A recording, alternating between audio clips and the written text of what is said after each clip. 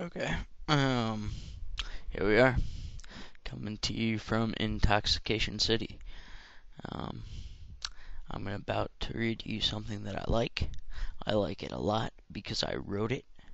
It's an interesting essay, and this is the response to anarchism. Anarchism is wrong, and I'm about to explain why. The major problem with modern individualism is one which arises when individuality becomes more important than the society as a whole, and to this end creates a situation where not only is the society harmed, but also the well-being of the individual.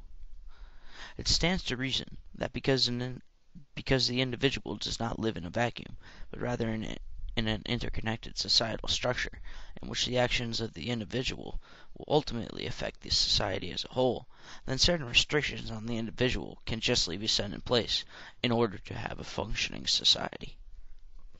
One could argue that these necessary restrictions were once set into place through institutions such as the church and the state. But as modern individualism and the focus on utilitarianism became more prevalent to the neglect of biblical individualism and classical republicanism, that there is no longer a guiding source of morality as a framework for how the individual should interact with the society around them. Furthermore, if the individual is only conscious of himself, then how can it be reasonably expected of him to consider the consequences of his actions on the rest of society?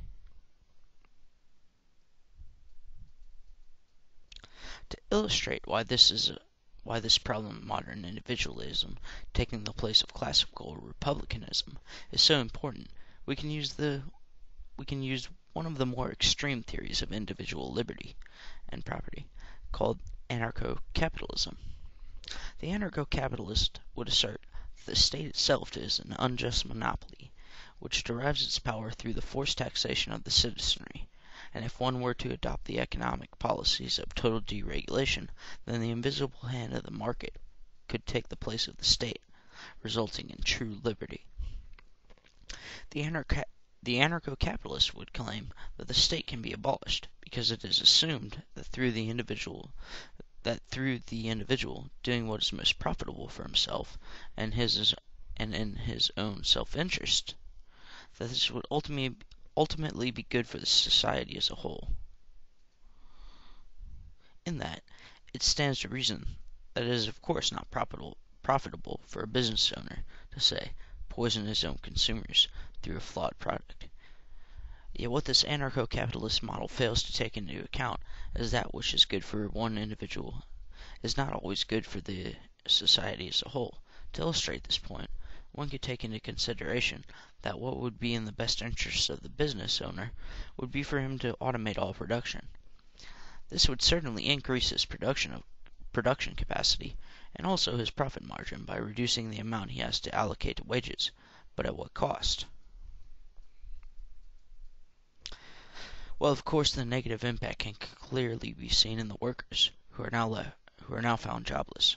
So while the individual who owns this hypothetical business would benefit through increasing his net gain by decreasing wage costs, and the individual consumer would benefit through the decrease in prices, which would inevitably result through the laws of supply and demand, the individual worker is now left jobless and destitute.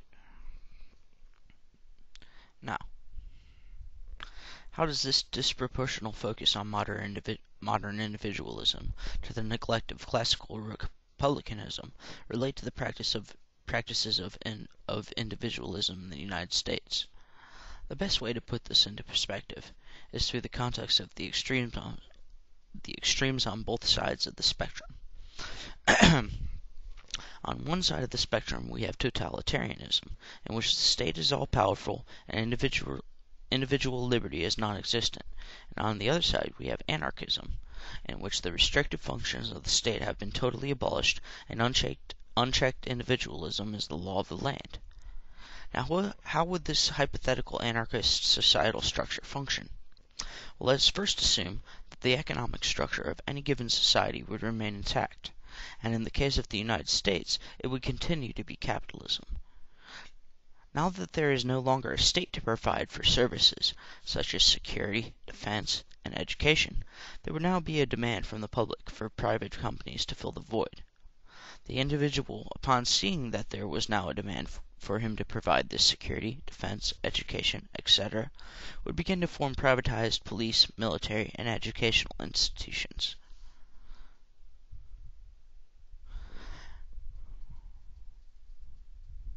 Now that state regulation has been abolished, there would no longer be any checks on monopolies. Individual companies, each doing what is in their own best economic interest, would form into large conglomerates. So now a societal structure is beginning to form, which in fact looks very state-like. Not only has it taken on the form of the state, but through the formation of these large conglomerates, in which every aspect of society is controlled by a single entity, the society has in fact become totalitarian in nature.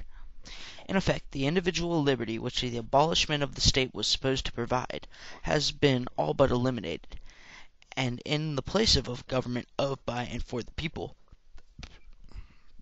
we are now left with a government of, by, and for the government.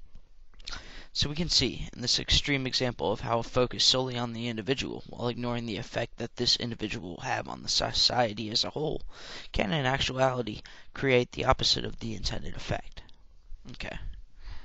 So, basically, that's what happens when you get rid of the state entirely. There will no longer be any checks on monopoly, and in a capitalist society, that would only mean one thing: large conglomerates will form, and totalitarianism will arise. With the companies, the private sector, taking over every single aspect of society, from the education to the military to everything in between. That's it. That's basically the whole point. Anarchism leads to totalitarianism. Any way you slice it, it's a bad philosophy. That's why the state is important. The state can be minimized to a certain degree, but it cannot be eliminated, because if it is eliminated, it will have the opposite of the intended effect. Thank you. And